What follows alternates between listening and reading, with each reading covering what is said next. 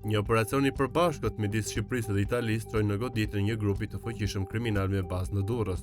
Ai që ka ndihmuar autoritetet ta zbërthejnë në detaj ka qenë, përveç përgjimeve të ndryshme audio, ambientale edhe mesazhet e deskriptuara nga platforma SkySC.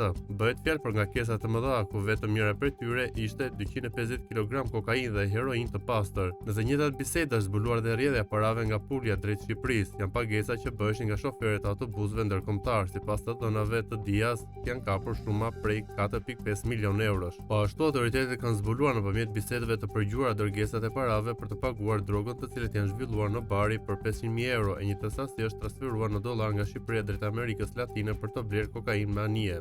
Këto grupe kanë qenë subjekte goditjeve të drejtësisë dhe më parë për shembull janë sekuestruar 3 milion euro kesh në Durrës, 30 kg heroinë dhe disa laboratorë në Bari, 2 ton kokainë në Rotterdam, 932 kg në portin e Gioia Tauro dhe 400 kg hashash në Bari. Në Shqipëri masat e sigurisë janë lëshuar për një familje të fuqishme në Durrës, 2 efektiv policie, një avokat dhe 6 shoferë autobusësh ndërkombëtar. Sa i përket sekuestrimeve janë në total 9 apartamente, 7 llogari bankare, 6 kompani, mes të cilëve 2 tregtare, 3 makina, 4 restorante luksoze, një agjenci pronash të patundshme dhe një televizion. Sipas Dias, vlera e tyre arrin miliona euro. Masat janë marrë ndaj 12 italianëve dhe 40 shqiptarëve. 49 masa sigurie janë arrest me burg, një është arrest shtëpie dhe një detyrim paraqitje.